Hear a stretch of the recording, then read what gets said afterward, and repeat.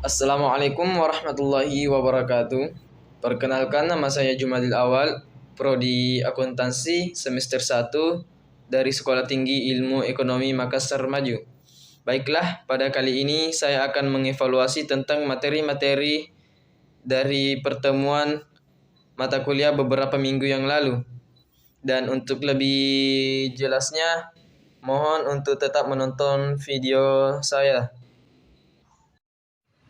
Baiklah, langsung saja saya akan menjelaskan beberapa materi, dan materi yang pertama yaitu nilai-nilai Pancasila dalam Undang-Undang Dasar 1945. Pancasila yang merupakan dasar negara Indonesia menjadi dasar pedoman dalam segala pelaksanaan dan penyelenggaraan pemerintahan negara Indonesia termasuk peraturan perundang-undangan. Pancasila merupakan cerminan bangsa Indonesia dalam kehidupan bermasyarakat, berbangsa, dan bernegara. Adapun pengertian nilai. Nilai adalah ukuran, patokan-patokan, atau tanggapan-anggapan keyakinan yang ada di dalam masyarakat. Nilai digunakan sebagai patokan seseorang berperilaku dalam masyarakat. Selain itu, nilai memberi arah bagi tindakan seseorang. Nilai dianut oleh banyak orang dalam suatu masyarakat mengenai suatu yang benar, pantas, luhur, dan baik untuk dilakukan. Adapun beberapa fungsi nilai, di antaranya yaitu nilai sebagai pembentuk cara berpikir dan berperilaku yang ideal dalam masyarakat. Yang kedua, nilai dapat menciptakan semangat pada manusia untuk mencapai sesuatu yang diinginkan. Dan yang ketiga, nilai dapat digunakan sebagai alat pengawas perilaku seseorang dalam masyarakat. Pengertian Pancasila. Pancasila adalah dasar kesatuan Negara Kesatuan Republik Indonesia. Proses lahirnya Pancasila menjadi sejarah yang tidak akan pernah terlupakan oleh bangsa Indonesia. Kata Pancasila berasal dari bahasa Sanskerta. Panca berarti 5 dan sila berarti prinsip atau asas. Pancasila berarti 5 asas atau 5 dasar atau 5 sila. Dan kelima sila tersebut ialah: yang pertama, ketuhanan yang Maha Esa; yang kedua, kemanusiaan yang adil dan beradab; yang ketiga, persatuan Indonesia; keempat, kerakyatan yang dipimpin oleh hikmat kebijaksanaan dalam permusyawaratan perwakilan; dan yang kelima, keadilan sosial bagi seluruh rakyat Indonesia. Pancasila sebagai sumber nilai. Bagi bangsa Indonesia, yang dijadikan sebagai sumber nilai dalam kehidupan bermasyarakat, berbangsa, dan bernegara adalah Pancasila. Ini berarti bahwa seluruh tatanan kehidupan, tolak ukur tentang baik, buruk, dan benar salahnya sikap, perbuatan, dan tingkah laku bangsa Indonesia. Nilai-nilai Pancasila itu merupakan nilai intrinsik, kebenarannya dapat dibuktikan secara objektif, serta mengandung kebenaran yang universal.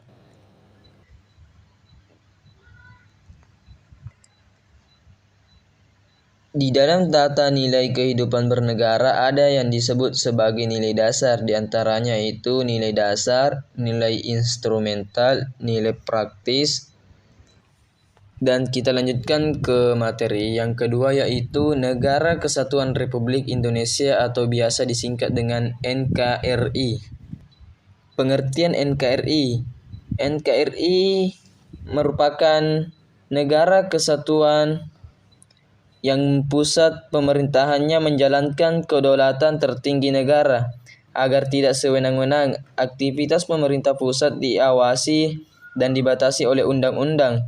Konsekuensi logis dan posisinya sebagai penyelenggara kedaulatan negara, maka unit-unit pemerintahan yang dibentuk dan berada di bawah pemerintahan pusat harus tunduk kepada pemerintah pusat. Dinamika susunan dan bentuk Negara Kesatuan Republik Indonesia. Indonesia adalah negara kesatuan yang berbentuk republik. Petikan tersebut merupakan bunyi ketentuan pasal 1 ayat 1 Undang-Undang Dasar Negara Republik Indonesia tahun 1945. Berdasarkan ketentuan tersebut, dapat diketahui bahwa susunan negara Indonesia adalah kesatuan. Wujud Negara Kesatuan Republik Indonesia semakin kukuh dilakukan perubahan dalam Undang-Undang tahun 1945.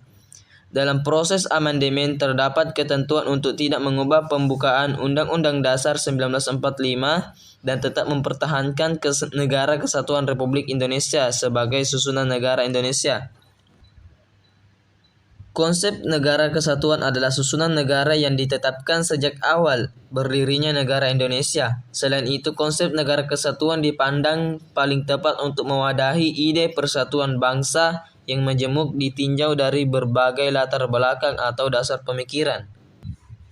Dinamika kehidupan bernegara di Indonesia, yaitu pada periode tahun 1945 sampai 1949. Periode ini menjadi tahun-tahun bersejarah dalam memperjuangkan dan mempertahankan kemerdekaan Indonesia. Bapak Proklamator Indonesia memproklamasikan kemerdekaan Indonesia pada tanggal 17 Agustus 1945. Sejak saat itu, Indonesia berhak menentukan sendiri ritme kehidupan bernegara tanpa campur tangan pihak lain.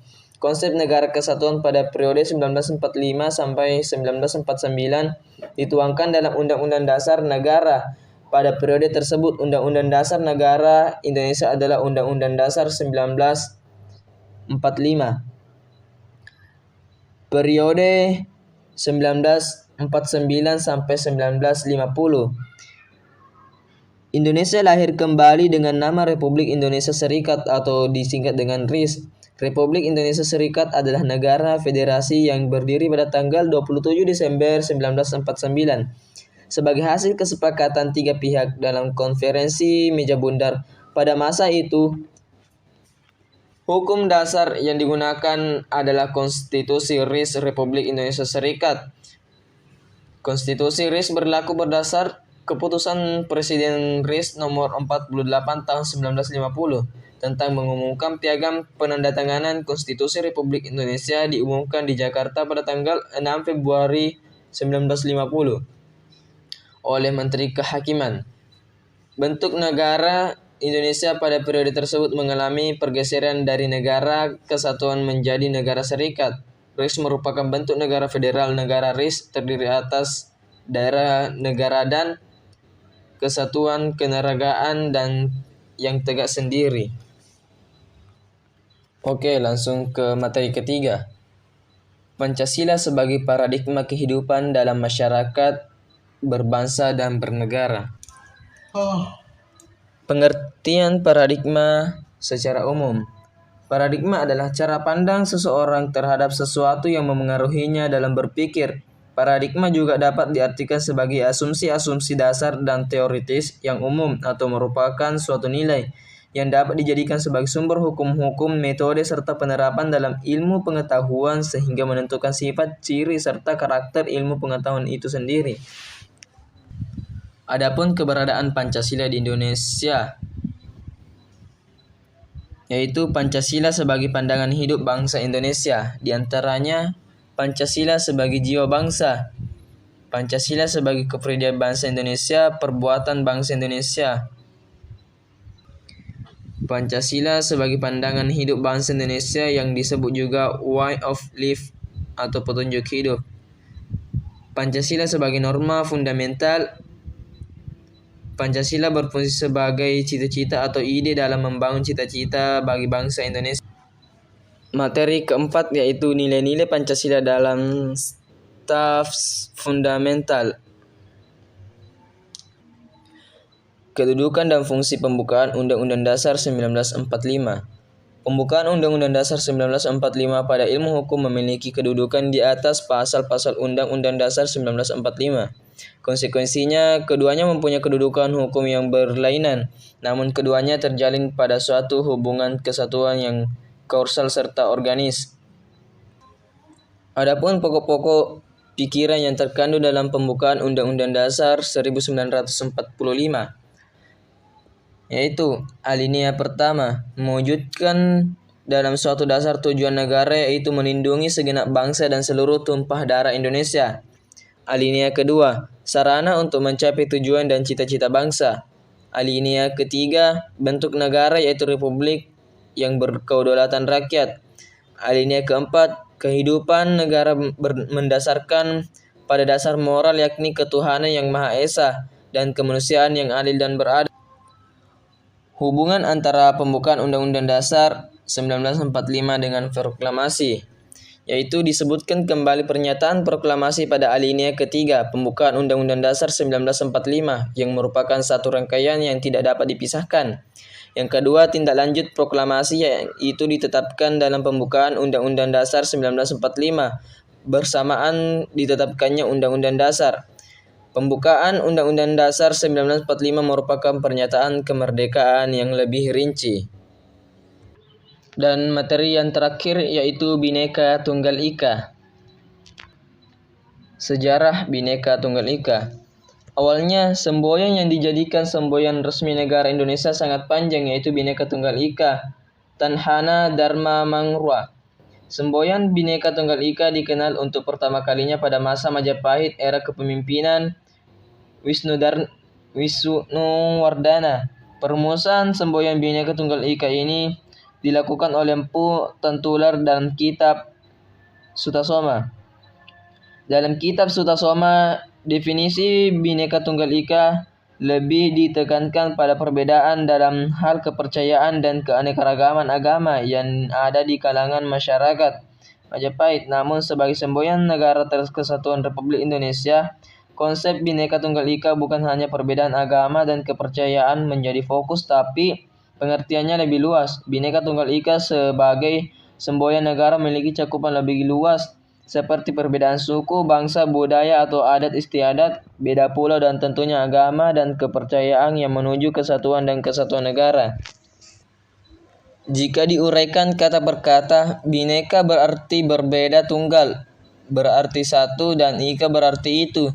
Jadi dapat disimpulkan bahwa walaupun berbeda-beda, tapi pada hakikatnya satu. Dengan kata lain, seluruh perbedaan yang ada di Indonesia menuju tujuan yang satu atau sama, yaitu bangsa dan negara Indonesia.